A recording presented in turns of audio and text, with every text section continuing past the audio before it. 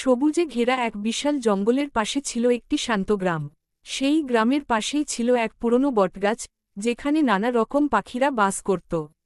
সেখানে ছিল টুনি, একটি ছোট্ট চড়ুই পাখি, রাঙা, লাল রঙের এক টিয়া, আর ছিল বকুল, সাদা কালো রঙের এক দোয়েল।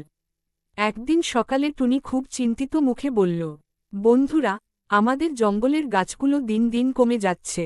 যদি এমন চলতে থাকে, তাহলে আমরা কোথায় থাকব? রাঙা একটু হেসে বলল, এই ছোট্ট ব্যাপার নিয়ে এত চিন্তা করছো কেন? আমরা তো উড়ে অন্য কোথাও চলে যেতে পারি। কিন্তু বকুল মাথা নেড়ে বলল, না রাঙা, সবসময় পালিয়ে যাওয়া সমাধান নয়। আমাদের নিজের ঘর বাঁচানোর চেষ্টা করা উচিত। টুনি আর বকুল মিলে ঠিক করল, তারা কিছু একটা করবে। তারা অন্য পাখিদের ডেকে একটি সভা করল। সভায় এল কাক, শালিক, ময়না, এমনকি দূরের পাহাড় থেকে আসা একই গল। টুনি বলল, আমাদের গাছ কাটা হচ্ছে। যদি আমরা সবাই একসাথে কিছু না করি, তাহলে আমাদের বাসা, আমাদের পরিবার, সব হারিয়ে যাবে। একটু চুপচাপ ছিল সবাই। তারপর ঈগল গম্ভীর গলায় বলল, তুমি ঠিকই বলেছ, ছোট্ট টুনি।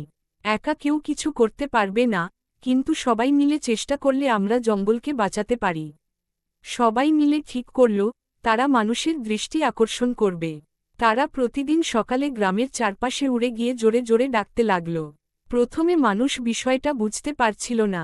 একদিন গ্রামের এক ছোট ছেলে, নাম রাহাত, লক্ষ্য করল পাখিরা খুব অস্থির আচরণ করছে।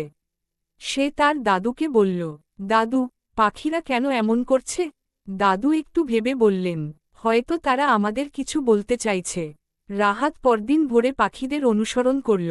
সে দেখতে পেল, জঙ্গলের ভেতরে কিছু লোক গাছ কাটছে। সে দ্রুত গ্রামে ফিরে গিয়ে সবাইকে জানাল।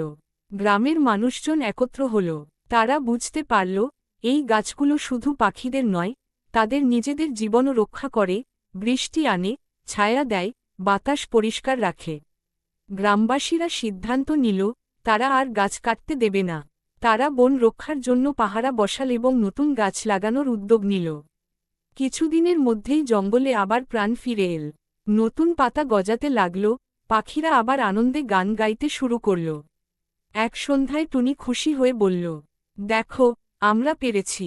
আমাদের ছোট্ট চেষ্টা বড় পরিবর্তন এনে দিয়েছে। রাঙা একটু লজ্জা পেয়ে বলল, আমি প্রথমে বুঝতে পারিনি, এখন বুঝেছি, নিজের ঘর বাঁচানোই সবচেয়ে বড় কাজ। বকুল মৃদু হেসে বলল, একতা আর সাহস থাকলে অসম্ভব কিছুই না। সেই দিন থেকে পাখিরা আর কখনো তাদের দায়িত্ব ভুলে যায়নি। তারা শুধু নিজেদের জন্য নয়, পুরো জঙ্গলের জন্য কাজ করতে শিখেছিল।